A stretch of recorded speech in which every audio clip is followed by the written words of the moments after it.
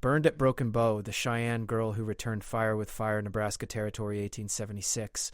The Nebraska Territory in 1876 was a land of wide, golden plains and rocky ridges that stretched as far as the eye could see. The air was dry, the sky wide and endless, and the ground cracked under the hot sun. This was a place where the sounds of horses' hooves, the cries of native birds, and the whisper of wind were the music of daily life.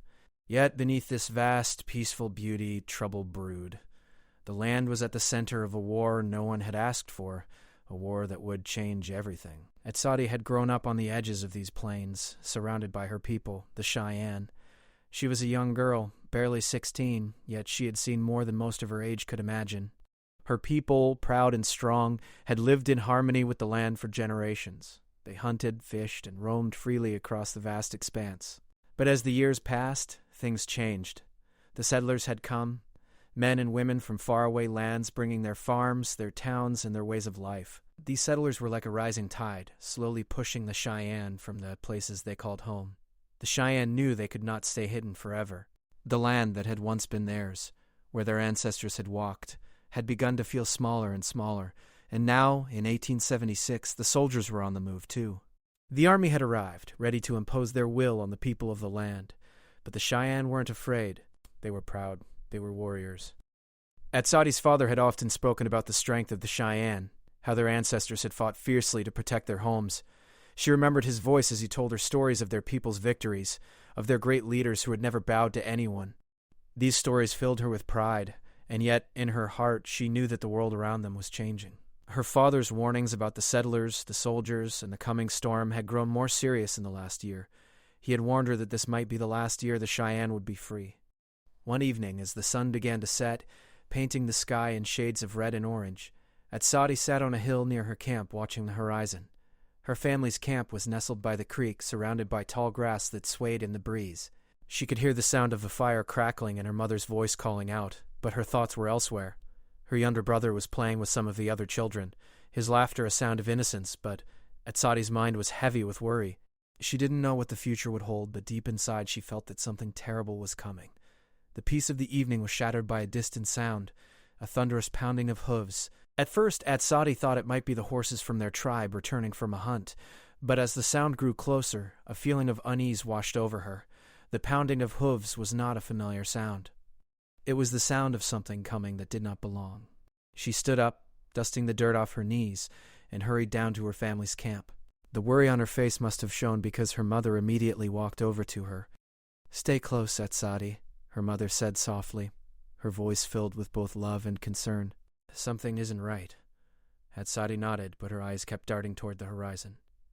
The sound of the horses grew louder, and she could now hear the shouts of men and the clanging of metal. A chill ran through her, and she felt as though the ground beneath her was slipping away. Within moments, the first of the settlers appeared. They rode in on horses, their faces hardened and cold. The soldiers followed, their uniforms looking out of place against the natural beauty of the land. They were here. The army had come, and with them, so had the settlers, men who did not belong here, men who had no respect for the land or its people. Etched's heart raced as the strangers moved closer. She could feel the fear rising in her chest, but she refused to let it show. She had been taught to stand tall, to never let her emotions betray her. Her father had always said that the Cheyenne were stronger than any force that came against them. But that strength was being tested now. The settlers were making their way toward the camp, their faces grim, their eyes cold. Etched could see that they meant trouble. They had come for something, and they would take it whether the Cheyenne liked it or not. The air was thick with tension. As the first settlers reached the camp, their leader, a tall man with a scar running down his cheek, dismounted from his horse. He looked around at the Cheyenne with a sneer on his face. "Move along, Indian," he said harshly, addressing the eldest warrior in the group. His voice was loud, demanding. "This land now belongs to us. The army has given it to us. You don't belong here anymore." Etched's father, who had been standing tall by the fire, stepped forward. His gaze was steady, though his fists clenched at his sides. "This land is ours," he said quietly, his voice filled with the strength of many generations. "It has always been ours." The settler leader laughed, his eyes narrowing. "You are foolish," he said, his voice full of contempt. "You should leave before it's too late." The settlers began to spread out, looking through the camp as though it were already theirs to claim. Etched watched, feeling her chest tighten. They were not just taking the land, they were taking the very spirit of her people. The Cheyenne were known for their pride, their strength, their bond with the land, and now it was all at risk. Suddenly, a shout rang out. One of the settlers had grabbed her younger brother, pulling him roughly away from the other children. Atsadi's heart skipped a beat as she watched the settler twist her brother's arm, dragging him toward his horse. "Let him go!" Atsadi shouted, her voice cracking with urgency. Her father moved quickly, but the settler swung around, drawing his weapon. It was too late. The violence had started. In the chaos that followed, Atsadi's world exploded. There were shouts, gunfire, and the sound of running feet. Her mother grabbed her, pulling her away from the violence, but Atsadi's eyes were locked on her brother, who was now on the ground, his face bruised and covered in dirt. In that moment, something inside Atsadi snapped. She could feel the rage building in her chest like a wildfire, consuming her every thought. She didn't care about the settlers or their guns or the soldiers who now rode in, surrounding the camp. Her brother had been hurt, and she would not stand by. With a cry, Atsadi broke free from her mother's grip and ran toward the fight. Her heart pounded in her chest, her feet pounding the earth beneath her. She was no longer just a girl. She was a Cheyenne warrior, determined to protect her people and her family, no matter the cost. The chaos of the attack seemed to slow down as Atsadi's heart pounded in her chest. The world around her was a blur of dust, shouting, and the crackle of gunfire. She could hear the steady thumping of hooves as more settlers and soldiers rode in from all sides, surrounding the camp. Her mind raced. She had to do something. Her brother was on the ground, injured. Her family was in danger. Atsadi's mother's voice rang out, sharp and urgent. "Get back! Get away from here." She pulled Atsadi's arm, trying to drag her away from the center of the violence. But Atsadi couldn't let go. She couldn't just stand by. She saw her father, standing tall, despite the madness, moving toward the settler who had hurt her brother. He wasn't one to back down, not when it came to protecting his family. His presence, calm and firm, seemed to demand respect from everyone around him, but respect was the last thing these settlers had for him. "Please, let him go." Atsadi's voice cracked as she shouted. She could feel the tears in her eyes, but she refused to let them fall. She wasn't a child anymore. She was strong. Her people had been strong for centuries, and right now she was ready to prove that strength. The settler holding her brother sneered at her, a cruel smile spreading across his face. "You should learn your place, little girl," he said, tightening his grip on her brother's arm. Atsadi's body tensed as she felt the fire of anger ignite within her. This wasn't just about protecting her brother. This was about her people, her land, her family. Everything that had been taken, everything that was at risk, it was all suddenly clear to her. She had to fight for it. She couldn't sit back any longer. She dashed forward, breaking free from her mother's hold. Her father was a warrior, and now, so was she. The world seemed to shift as she pushed through the chaos, moving like a whirlwind. Her thoughts were clear, her body moving with the strength of her ancestors. The settlers may have had their weapons, but she had something just as powerful, the will to defend her people. A loud gunshot rang out, followed by the sound of horses neighing. Atsadi's heart skipped a beat. She was running straight into the heart of the violence, but there was no turning back. She had to do something, or they would all be lost. Her brother, despite the pain, was still on the ground, his face twisted in fear. Atsadi knelt beside him, her hands shaking as she pulled him toward her, away from the settler's grip. She whispered comforting words to him, though her mind was focused on the danger around them.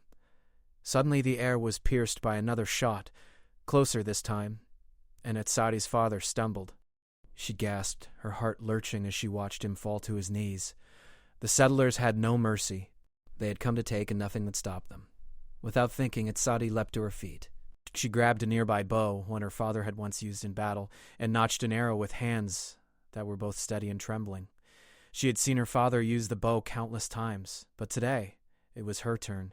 The power of the weapon in her hands felt like a weight she was meant to carry. She aimed it at the settler who had been holding her brother.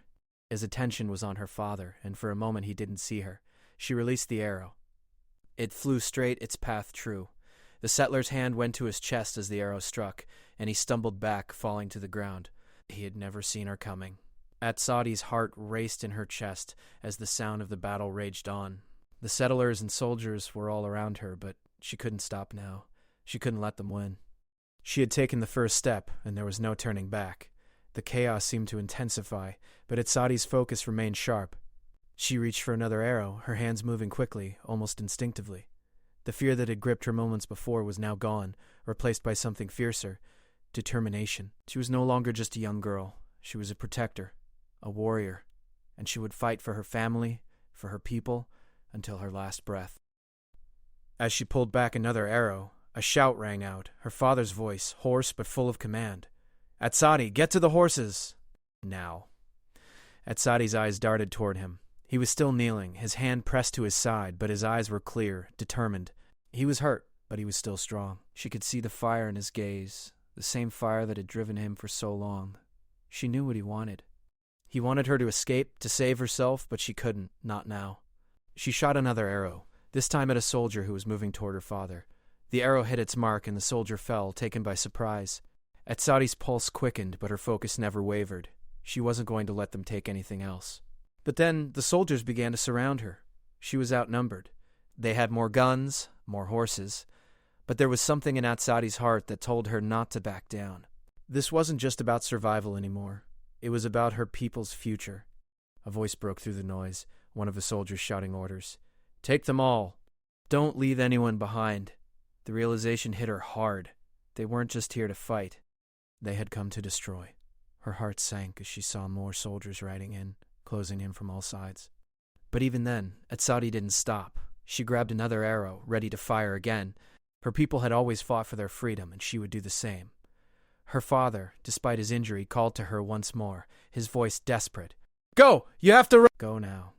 But Atsadi shook her head, her heart refusing to listen. Her legs burned with exhaustion, but she didn't stop. She ran toward the horses, toward safety, but only for a moment. She would not leave her family behind. She couldn't. Not after everything that had happened. As she reached for her father's arm, pulling him toward the horses, another wave of soldiers rode toward them. The air crackled with the sound of hooves and shouting, and Atsadi's heart raced in her chest. She knew that if they didn't move now, they would all be lost. But even as the danger closed in, Atsadi's resolve never faltered. She would fight for her people, for her family, and for the land that had always been theirs. And she would not let anyone take it from her, no matter what the cost. The sound of hooves pounding the earth filled the air, a deep thundering that echoed in Atsadi's chest. It was the sound of the settlers and soldiers closing in, their presence now unmistakable. Atsadi's heart beat faster, not with fear, but with the fire of determination. She had come too far to turn back now. Her people, her family, everything she held dear was in danger, and she was going to do whatever it took to protect them. She and her father were making their way toward the horses, each step they took feeling heavier with the growing tension. But just as they reached the horses, another soldier appeared in front of them, blocking their way. His eyes locked on Atsadi, and for a moment, time seemed to freeze. She could see the uncertainty in his eyes. He wasn't sure what to make of her. He must have expected her to back down, to run in fear like others had, but she stood tall. You should have stayed out of this," the soldier said, his voice flat, but his eyes betrayed him. He was nervous. He could sense the fierceness in Atsadi, something wild and untamable that the soldiers were not prepared for. Atsadi didn't speak. She didn't need to. Instead, she grabbed a rock from the ground, hurling it with all her might toward him. It struck his shoulder, making them stumble back. The force of the rock startled him, but she didn't stop there. She turned to her father, helping him onto his horse, keeping one eye on the soldiers. "Go," she said through clenched teeth. "I'll hold them off." Her father, though weakened by his injuries, shook his head. "Atsadi, no. You're not staying behind." But Atsadi wasn't listening. She was already pulling herself onto her own horse, the same one her father had ridden during the great hunts. It felt strong beneath her, its muscles tense with the weight of the moment. Her father's pleading voice was drowned out by the sounds of the approaching soldiers. They were getting closer. There was no time to argue. Atsadi spurred her horse forward, and with her father close behind her, she rode toward the edge of the camp. She glanced over her shoulder and saw the soldiers and settlers moving in, trying to catch up. Her heart raced, but she remained focused. They couldn't catch her. They couldn't catch her family. The landscape around them was familiar, yet the danger lurking just behind them made it feel like a strange, alien world. The wide-open plains seemed both endless and confining, offering no place to hide. Atsadi urged her horse to move faster, urging her father to keep up. She could hear the soldiers shouting now, their voices loud and demanding. They had formed a line across the land, trying to corner them. Atsadi's mind raced as she looked for a way out, a way to escape this trap, but there was no clear path. The soldiers were everywhere. Just then, Atsadi saw it, a narrow winding path cutting through the hills in the distance. It was a hidden route, one she had often ridden as a child, and she knew it well. If they could get to it, they might have a chance to lose the soldiers, but it would be risky. The soldiers would surely follow, and there was no guarantee the path would lead them anywhere safe. She turned to her father. "We can make it through the hills. Trust me." Her father's eyes were filled with worry, but he nodded. He trusted her. They had no choice. Together they guided their horses toward the hills, hoping the soldiers would be too slow to catch up. The terrain was rough, the ground uneven and rocky, but Atsadi pushed forward, her focus never wavering. She could feel the wind in her face, the thundering hooves beneath her, and the weight of the moment pressing down on her. She had made a promise to herself that she wouldn't let her people fall. As they rode deeper into the hills, the landscape around them became more treacherous. The path was narrow, with sharp rocks on one side and steep drops on the other. Atsadi could hear the soldiers behind them, their hooves crashing against the earth as they struggled to keep up. The sound of pursuit only fueled her determination. She wasn't going to let them catch her now, not after everything. Her father struggled to keep up, his injuries slowing him down, but Atsadi stayed close by his side, making sure he didn't fall behind. The path twisted and turned, leading them through a narrow pass where the rocks seemed to close in around them. It was the perfect place to lose their pursuers, but only if they could make it through. Atsadi's horse seemed to sense the danger, its hooves tapping nervously against the rocky ground. Atsadi urged it forward, pushing herself harder. She could hear the soldiers getting closer now, their shouts more urgent. But they were still too far behind to catch up. Suddenly, Atsadi's horse stumbled, sending her crashing to the ground. Her heart leapt in her chest as she scrambled to her feet, quickly looking around. Her father's horse had stopped too, and he was looking at her with concern. "I'm fine," she said quickly, her voice tight. "We have to keep going." Without waiting for a response, she grabbed the reins of her horse, pulling it back onto its feet. Her father did the same, and together they continued down the winding path. The soldiers were still behind them, but the narrow pass was working in their favor. The soldiers couldn't ride through it as quickly as they could on the open plains. The path led them to a small creek, its waters rushing fast and wild over the rocks. Atsadi's horse hesitated, but she urged it forward, crossing the creek with her father close behind. The water splashed against the rocks, cold and sharp, but it didn't slow them down. They were almost through. As they reached the other side, Atsadi looked back for a moment. The soldiers had reached the creek, but they were struggling to cross. The rocky terrain made it difficult for them to keep up the chase. Atsadi's heart beat in her chest, the adrenaline surging through her as they rode away from the danger. But even as they escaped, she knew it wasn't over. The soldiers might not be able to catch them now, but they would keep coming. They wouldn't stop until they had their way. Atsadi and her father had only bought themselves a little time, but that time was enough to make their way deeper into the hills, where the land would offer them more protection. Her mind raced with thoughts of her people. They were scattered, hiding in the hills, but what would happen when the soldiers came for them? Would they be able to defend themselves? The Cheyenne had always been fighters, but how much longer could they hold on? Atsadi's thoughts were interrupted as she turned back to her father. His face was pale and his body swayed unsteadily on his horse. His injuries were worse than she had realized. He was strong, but he couldn't go on much longer. They needed to find shelter. They needed to rest. With a sense of urgency, Atsadi guided them to a small cave hidden in the hills. It was narrow, but it offered shelter from the soldiers who would no doubt be searching the area. As they entered the cave, Atsadi helped her father down from his horse.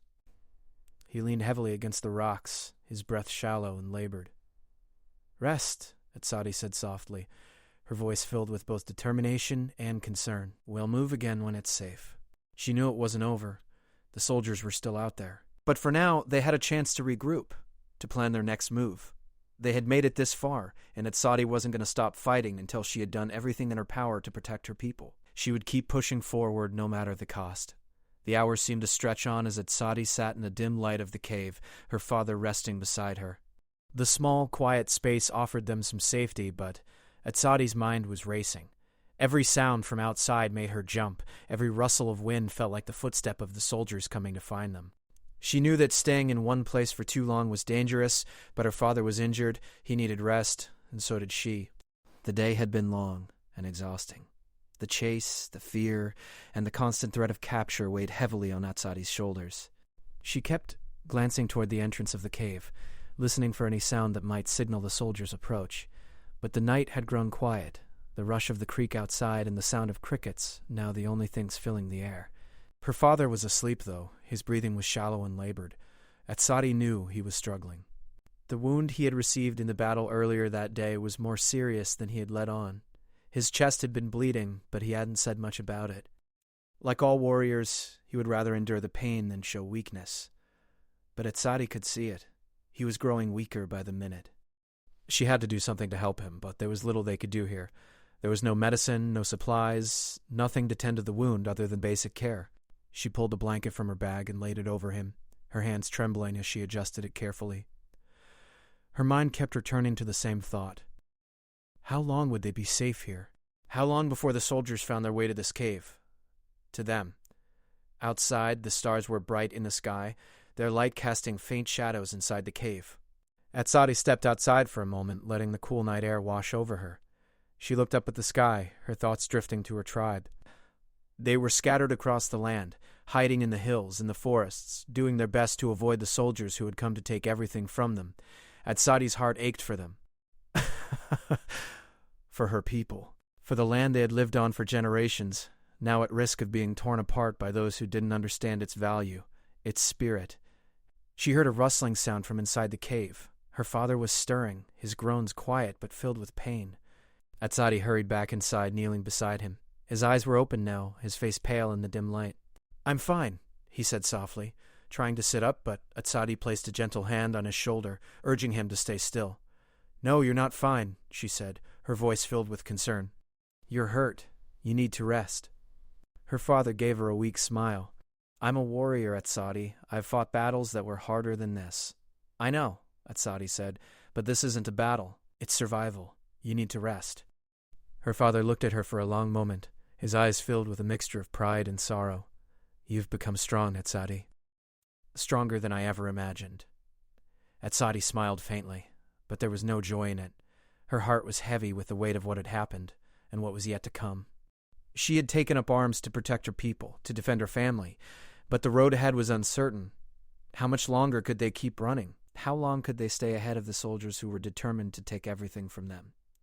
The night passed slowly, the quiet stretching on for what felt like hours. Etched couldn't sleep. She sat by her father, keeping watch, her thoughts never far from the soldiers. Every crack of a branch, every gust of wind seemed like a warning. She had to be ready. They both had to be ready. In the morning, when the sun finally began to rise, casting a pale light over the hills, Etched knew they had to move again. Her father was still weak, but he was determined to continue. They couldn't stay in the cave forever. The soldiers would be searching for them, and the longer they remained in one place, the more likely it was they would be found. "I'll get the horses," Etched said, rising to her feet. "We need to keep moving." Her father nodded, though he didn't speak. His strength was fading, but he wasn't one to show weakness. Etched knew he would follow her lead, no matter how difficult it was. She had learned so much from him: how to fight, how to survive, and how to never give up. But even he couldn't fight against the wounds that had weakened him. He needed rest, but there was no time for that. Not yet. Etched walked to the edge of the cave, peering out into the open plains. The land stretched out before her, vast and unending. The hills where they had ridden the night before were still visible, but she knew they couldn't go back the way they had come. The soldiers would be looking for them, and they would know the paths the Cheyenne had used for generations. They would know where to find them. She had to think. She had to find another way. There was a small grove of trees a few miles to the east. It wasn't far, but it was well hidden. If they could make it there, they might have a better chance of avoiding the soldiers, but it would mean crossing open land. They would be exposed, and Etched couldn't be sure they wouldn't be spotted. But it was their best option. "Father," she said, turning back to him, "we have to move." He nodded slowly, his face drawn with exhaustion, but there was no hesitation in his eyes. "Lead the way." Etched helped him onto his horse, making sure he was steady before they set out. The horses moved slowly at first, their hooves tapping against the rocky ground. Etched kept her eyes on the horizon, watching for any signs of movement. The land seemed peaceful enough, but she knew better than to trust the quiet. The journey was slow. Every step felt like it took longer than the last. Etched could see the strain in her father's face, and she knew he was pushing himself. She couldn't help but worry for him. He was a warrior, but he wasn't invincible. He was only human, and this wound was more than just a scratch. It was deeper than he let on. They made their way eastward, the horses moving cautiously through the tall grass.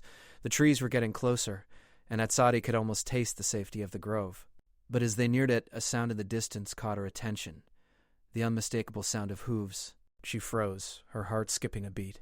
Her eyes scanned the horizon, searching for any sign of movement. There, just barely visible against the morning light, were several riders, soldiers. They were coming toward them, fast. Panic surged through her, but she quickly pushed it down. They couldn't be seen. They couldn't be caught. "Father," she whispered urgently, "we need to move now." He nodded and urged his horse forward, his determination outweighing the pain. Atsadi followed closely behind, her heart pounding as the sound of the soldiers grew louder. They had no choice. If they didn't reach the grove, they would be caught. And if they were caught, Atsadi pushed the thought away. They would make it. They had to. The grove was in sight now, the trees offering the promise of safety. But they were still too far away, and the soldiers were closing in fast. Atsadi pushed her horse harder, urging it faster. She glanced over her shoulder. The soldiers were still coming, but they were slow. The rough terrain was slowing them down. "We can make it," she muttered under her breath. "We can make it." Disappear. She could feel the weight of the moment bearing down on her. This was it. This was the chance. They would either escape or be caught, and with one final push, they reached the trees. The soldiers were still a distance away, but they had to stay hidden. Atsadi and her father ducked into the cover of the trees, hoping to remain unseen. For now they were safe, but the journey was far from over. The soldiers would keep coming, and Atsadi would keep fighting.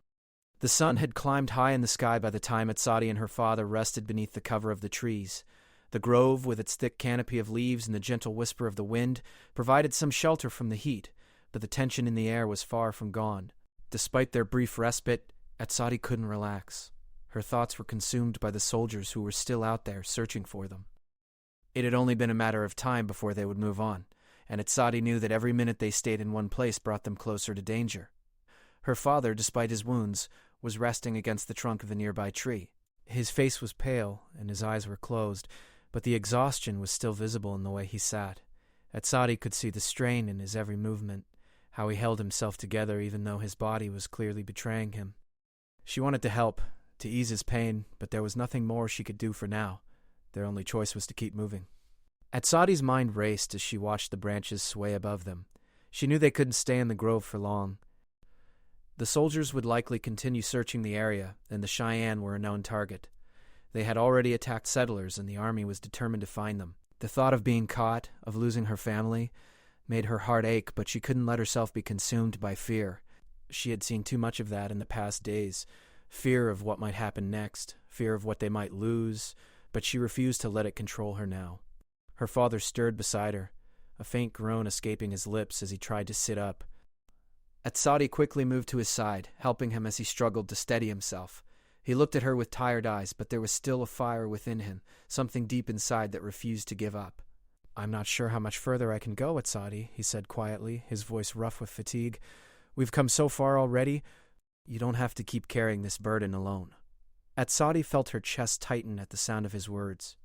She had known that her father's strength was wearing thin, but hearing it aloud made the reality even more real.